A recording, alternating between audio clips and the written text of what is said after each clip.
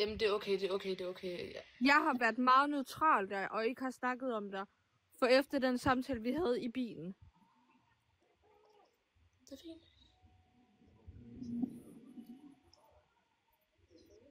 Jeg kan personligt gå ind og hente live ned.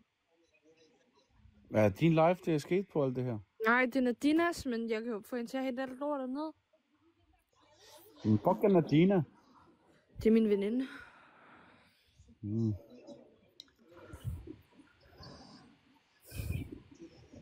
Aduks.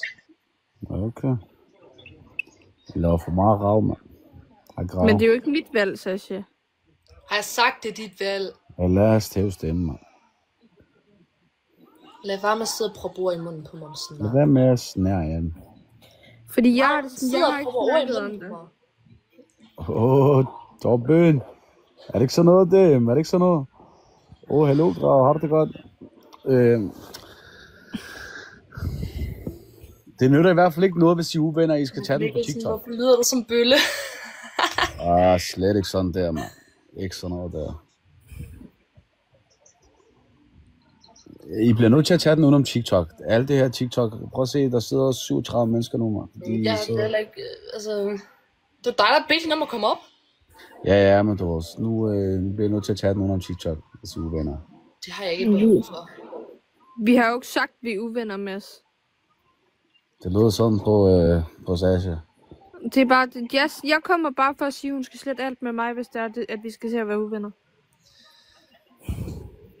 Og hvad så, når I bliver venner igen? Så er det jeg vælger at lade være med at kommentere på det, i stedet for at jeg siger noget dumt. Du, kom med det. Altså, jeg er da pisse ligeglad. Vi starter igen, hvad der lige kæft, helvede. Jeg har lige sagt, det vælger ikke at kommentere på det. Nej, men jeg synes bare, du skal slette alt.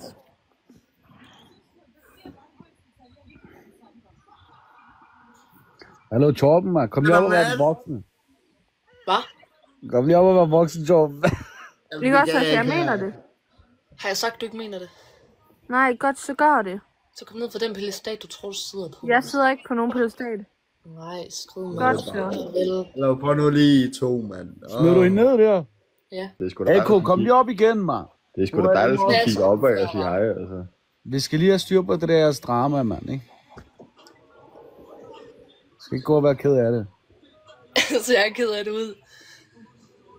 Du græder hele tiden, altså. Nu er Eko delt liven. Er det ikke derfor, tøser man make op det for at skjule alle de der følelser, I har om? Hold din kæft. Det er sådan noget, man, ikke? Ja, det er det. Du sidder og hører til savligt musik og sådan noget, man, ikke? I er så langt fra færdig, for du alt jeg har, baby.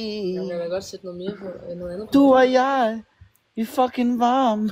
Det hun skrudt, den er fucking lukket. Det er da fucking Det der, vi lukket, råber mand. Det er hinanden, fucking er vi lukket, når du skriver, sammen. det er fucking lukket, mand. Prøv at jeg er 4 år gammel, mand. Prøv seriøst, det kig på tingene. Hvis I er uvenner, så snakker jeg ikke om det, så kigger jeg den anden vej, så går jeg bare videre. Hallo, kom op og snak om det, man, ikke? Vær ligesom hjemme, man. Han står bare op, man. Han står op for sig selv. Ja, okay. Hvor meget andet kan jeg stå op for, mand? Altså. Ikke særlig meget.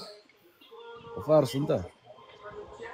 Mig? Det er fordi malkepigen ikke har fået sin mælk. Du sagde, du ville skifte sang. Nu sætter du bare for mit hjerte. Følelser. Nej, du skal tige stille, Mads. Du laver ikke andet end på din TikTok, mand. Altså. Ja, men du ved... Hun sidder og siger, hun ikke er sørgelig, bror, mand. Jeg er sørgelig, mand, ikke? Prøv, jeg sidder nede i skubber på arbejde. Det er en dejlig aften til. Prøv, I skal lige se ham her, Mads. Han laver ikke andet end at sidde og synge på sit arbejde. Bro, jeg får 240 timer for at bare fucking få. Hvad er der med dig og Shaz? Jeg får 240 timer på at sidde i en skurvogn. Jasmin er bare blandt dig.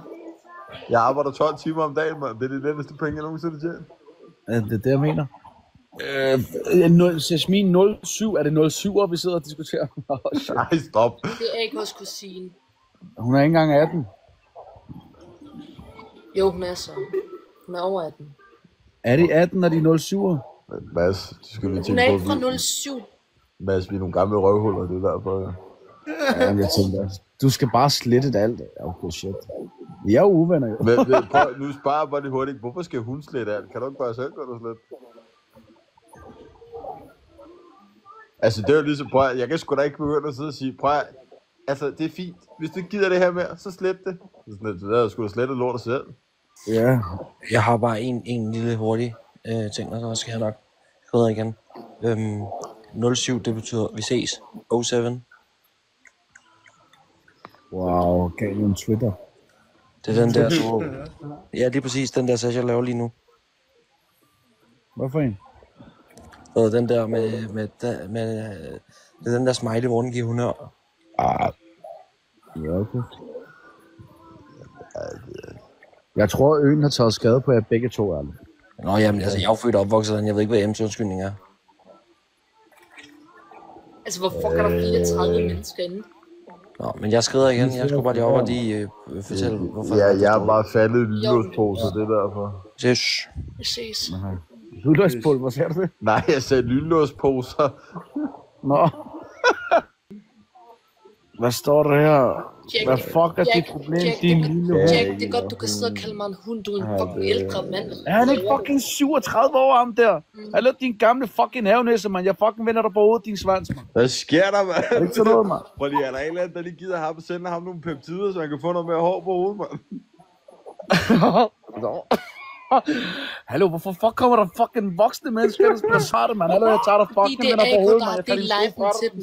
Ja, det er sgu da meget sjovt, det her lige pludselig, mand. Jeg har aldrig haft det meget sjovt på TikTok live før, mand. Jeg vil da skide på, om det er Vestergaard, eller om det er Jack. Vestergaard her, jamen dag. Men fuck er Vestergaard? Det er lige meget, hvem det er. Det er hende, der skriver det. Jeg har ikke gjort noget, det var sgu da dig, der sad og delte lige før, mand. Hallo, du har sat del live og sat gang i alt muligt, mand. Vi kommer herind for at prøve at løse jeres problemer, mand, ikke? Nu kommer folk ind og sviner Sasha til, mand. Hallo, mand. Nu er der gang i den her fest her, mand, ikke? Nå, men jeg ikke hørt. Bare lige den ting, jeg kan håbe på min profil, der var spændende at så kigge på. Fordi det er lidt dumt at trykke follow, når du skal ind og kigge på den. Jeg kan stadig se, hvor der follow mig. Sasha, jeg synes, du er sexy. Tak, tror jeg. Der står 22, jo. Ja, det er godt løg. Hvorfor fuck kommer folk ind og skaber sig nu? Det var ikke meningen, mand. Jeg kører helt op i felt, mand. Ja, altså, folk skaber sig, og så kommer der et andet ind. Sasha, jeg synes, du er sexy. Ja, det er fedt, mand. Jeg har ikke råd hash i 5 år, mand. Hvorfor bliver man Nej, heller ikke meget. Du bliver Sasha imod. Du bliver heller ikke muted, hvis du siger mig imod. Du bliver muted, hvis du skriver noget, du ikke skal skrive. Og du nævner børn herinde, så bliver du muted. Hvad står der her? Du skal bare så passe hvis du nævner Sasha, så bliver du muted.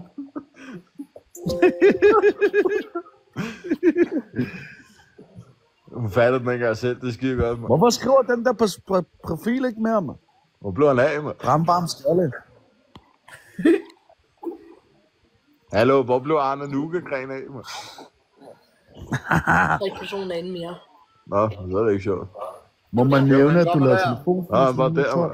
Ja, det er forkert, mand. Det er min mands profil, det her. Du sidder med mit navn i hendes mund. Hallo, Vestergaard, hvor gammel er du? Jeg har ikke nævnt dig, jeg sagde Jack. Fordi jeg troede, det var Jack, der skrev. Ja, prøv lige at høre her, Jack Style, ikke? Altså...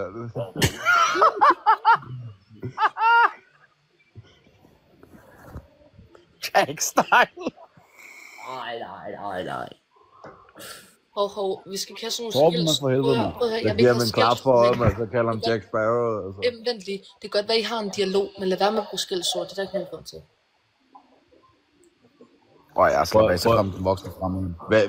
Vældig let. Prøv lige, du er nok den sidste, der skal sige, at du er voksen, for du er kraftedeme heller ikke voksen. Men du kan få mit nummer. Men fuck er M også lige pludselig, mand. Ja, det er mig. Du snakker bare pænt om M. Hvem er os? Jeg er sgu da min tøs. Det er det, jeg mener, mand. Hvem er M nede i kommentarfeltet? Det er min dame.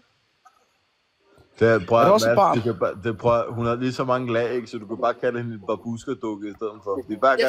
Jeg skulle lige til at sige dit navn. Der er M, du tiger stille. Ikke et drama. Ja, der er fat der, Frederik.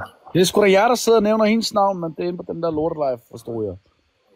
Du bliver nødt til at lige holde facts i orden her. Nå, men altså bare lige en anden ting, ikke? Hvis I endelig skal sidde og spille store dele af det andet, ikke? Så hvad hvis I nu slukker live, og nu sender jeg en adresse, så dukker I bare op til en kop kaffe. Hej, Smukke. Hej, min skat. Hej, skat. Nå, jeg er Bas. Hallo, mand. Jeg har en Nogle kollega, kun bare der pæne, eller hvad? Man ved aldrig, hvornår man får brug for januar. Det her, det lyder mere som Stuart. Hvad siger du? Alle de... Der er ikke nogen, der bliver holdt udenfor. Jeg siger bare, at jeg ikke har lyst til at give Prøv dem... lige her, sidder jo. Det er godt, hun kan se. Jeg synes, du arbejder sammen med en dreng, mand. Nummer rundt. Hun er Vi lige arbejder ude på Avedøreværket. Eller hun har lige delt mit nummer, når der er en eller anden, der skriver, hvad fuck er dit problem? Nå, sindssygt. Kan du godt dele mit nummer? Jo, kom. Ja, man kan dele mit nummer. Ja, prøv lige at lade 71, 16, 18, 41. I ringer bare. Hvad er det, hende der Haley ligger og ser om, man? Hallo, sluk det din Og altså, hvis I gerne vil finde mig, så er jeg enten på Vesterbro ved siden af Vesterfængsel, eller også så er jeg ude på Avedøreværket. I kommer bare og banker på. Vi skal lige have sikkerhedsgodkendelse for at komme ind på Avedøreværket. Hvad er det, de hører hen på det der Haley-profil der? Hun sidder og snakker med en veninde. De der Ja, hun er ved at pakke sine ting. Hallo, den der Haley-profil. Hvad fanden er det, du så snakker om, Mads, mand? Ja, det skal da fordi, man kan sidde og høre der tegnefilm for helvede. Jeg siger mig, hello, Det er hey. hendes veninde en tegnefilm, eller hvad? Det er der ikke, men det lyder sådan. Hvad fanden er du lige skrevet? Hvad sker der? Har jeg ikke sendt noget sender? Hvad? Nå. Nej, det der er rigtig Hvad for nummer? Jeg er fandme ligeglad med at ligge et nummer. Jeg tænker godt, du ved, hvem jeg er, skriver personen bare. Helt sygt. Nå, gør du det? Endelig. Jeg kan ikke se det. Nej, Sasha, hallo. Sasha, du skal ikke dele det der nummer. Sasha, du skal ikke dele det. Sasha! Send det til dig. Hvad? Ja, gør det. Nej, jeg ved ikke, Ja, hvordan send det fjerner til ham. Hvordan fjerner jeg det? Hvad fuck er dit problem? Se baby Sasha. Nej, prøv, der er 30 mennesker, der skriver til mig lige nu. Kom her og fortæl, hvad du gerne vil sige. Kæft, der er stille dig nu. Du deler og du viser dem fra... Jeg er fucking i gang, mand. Ja, jeg sender det til mig, til M. Skal jeg komme ind på jeres live lige at snakke lidt mere, eller hvad? Hvem Hvem? Jeg følger dig, mand. Jeg skal have den der live. Vamos. Nu har jeg bare lyst til at rave, mand. De sidder inde på Nadinas live og holder øje med mig. Sindssygt. Hvad fanden er Dina? Fuck er Nadina, hun er ikke vigtig, jeg ved ikke, om hun er. Det er fra en del af, at der ikke var vigtigt nok til at blive kaldt sig selv med Madina, som hun tog med Nadina. Hej Nadina, hej Vestergaard, hej AK. Så spørger jeg bare lige hurtigt, ikke? Har du også en kæreste, der hedder Christoffer? Jeg siger Nadina. Jeg laver en hurtig annonce, så Du skal jeg... til mig, hvorfor vil du ikke... Jeg har fucking glemt et opkald, mand. Så sidder jeg bare herinde, mand, ikke? Og sutter pæk. Hallo M, nu skriver det nummer til mig. Hvorfor vil du ikke svare mig? Jasmin, prøv at drage ikke dig, hvad der er sket. Så hvad med du blander dig udenom? Nej, Du skal...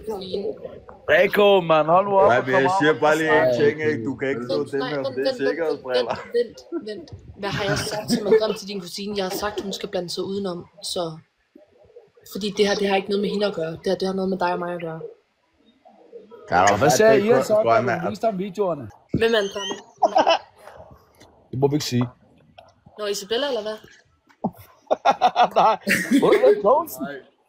Isabella, hvad vil du logge ind på min Snap for? Jeg er ikke vil have hende til, at hun skal logge ind på min Snap. Sindssygt. Og nu skriver hende, der Vestergaard til mig. Vestergaard? Hvad fuck er Vestergaard? Som sad på den der profil med ham, der den 27-årige. Eller 37-årige. 37? Hvorfor kom vi ikke ind på den live alle sammen? Fordi jeg blokerede derinde. Men det er sygt nok ikke på det overvej, at man kan kalde manden for pølsen og pigen for brødet, ikke? Så det er jo meget godt. Jeg er blokeret derinde, så... Er det ikke din søster, der sidder derinde og hjælper dem? Jo, det er så... Undskyld, hvorfor sidder din søster med det her? Det er lidt crazy. Det er en længere forklaring, Men jeg prøver at synes det ikke, jeg fatter ikke. Vi har sgu da lige siddet og snakket sammen alle sammen og hygget os. Er I uvenner allerede? Nej, det er fordi... Jeg har ikke tænkt mig at nævne navn. Det er Er det Isabella, der sidder herinde og er spion, eller? Ja. Det er crazy. Jeg kan ikke lige nævne navn. Det er fint, du skriver alle navnene på... Hvem er din nu? Er det ikke hende? Er det hende der Isabella, der sidder... Prøv lige at Ja, det er Isabella. Er der galt et rested bitch face, som render rundt med, mand? Er der sunshine, mand? Har du også fået lavet de der øjenvipper med lige? Jeg skal kun lige have den der fucking... Delt lortet til mig. Fedt. Så jeg skal nok hoppe ud og dræbe mig selv. Skal du hoppe ud og dræbe dig selv? Ja. Og selvmordstanker nu, den er helt gal, mand. Prøv lige at gruppen, Prøv lige Nej, prøv. Nu synes jeg lige en hurtigt tjek, ikke? Du er godt klar. Til jer, der sidder og skriver det der, hoppe ud og dræbe dig selv, ikke? De skal lige huske en ting. Hvis hun rent faktisk gik ud og gjorde det, ikke? Så får du en dom for at rent faktisk have skrevet det. Fordi du er... Du er medvirkende i springet. Ja, lige præcis. Nej, jeg gider ikke lukke at ringe til alle mulige mærkelige mennesker. Så skriver Nadina til mig. Er det ikke hende, den er din DK eller FK, eller hvad fuck hun hedder, mand? Ja, det ved jeg sgu da ikke, mand. Hun skriver, skal vi tage den, eller hvad? Ja, prøv bare lige Hvis du ikke ved, hvem jeg er, så er du, de laver så er den du der en garanti lige lidt. dummer. Ja, find ud af, hvor han arbejder Hallo. henne, og så ringer vi Hallo, ikke blokere Isa, ikke blokere Isa. Det er da hende, der så har lyttet med, jo. Ja, det er det er lige min meget. søster. Det er en søster, Ja, det er en søster. Jeg kan ikke sidde og lytte med. Altså, det er hende, der sidder og siger, du skal... Eller det var AK, du sad og sagde, du skal Ja, dø. men prøv at høre her. Der er heller ikke en hest uden hest, vel? Altså. Så skriver det der nummer til mig. Er du bange, så du ikke tør svare? Jeg vil AK's kusine, skriver hun. Eller man kan vel godt sige, jeg ikke. Undskyld, er det en kvinde? Ja. Altså, gider jeg sgu da ikke ringe til lortet. Ja, fuck, nej, jeg ringe, mand. Jeg troede, det var en mand, ikke? Jeg ved ikke, om det er en mand, eller om det er ham, der er Jack, eller hvem fanden Prøv lige at Prøv lige man kan vel godt sige, jeg er AK's kusine, så det betyder ikke, at det er en mand. Hvorfor kommer de ikke hen og tager den? Fordi jeg skrev til dem, at de kunne komme her, og så skrev hun bare, nej.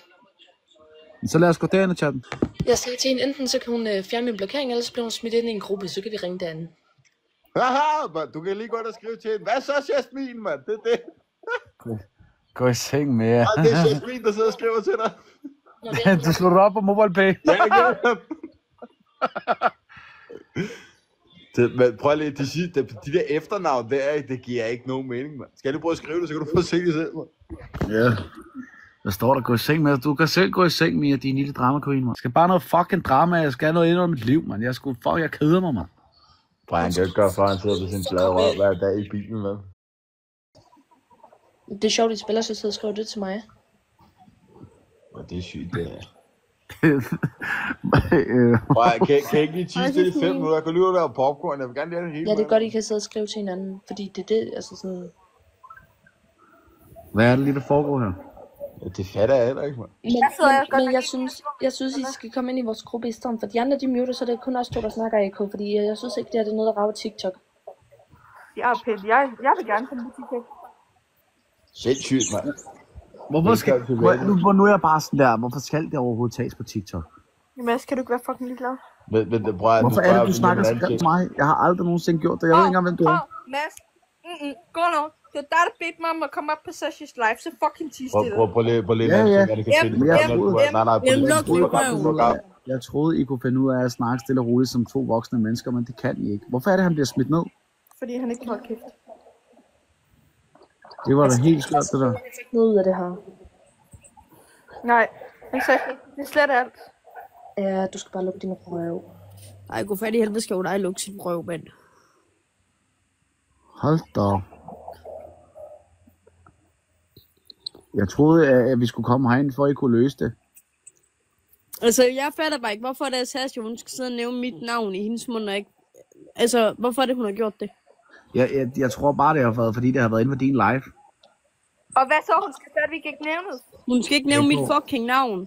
AK, det er ikke dig, jeg snakker med lige nu. Men Mads, jeg siger bare en gang mere. Jeg kan ikke høre, hvad jeg siger, når jeg snakker i munden på Mads, jeg hinanden. siger en gang mere. Hvis hun nævner mit navn i munden, så får hun at se, hvem der snakker til hende. Og det kommer ikke til at gå godt. Jeg forstår ikke helt. Jeg forstår stadig ikke helt, hvad der er sket. Mads, jamen, jeg ved det ikke, mand. Så kom. Hvem skal komme, Tasha? Kom med dem. Så på nogen grund, så forstår jeg egentlig ikke, hvorfor Isabella sidder herinde og er hendes søster. For jeg kan ikke blande mig i, hvad hun laver. Det er ikke mit problem.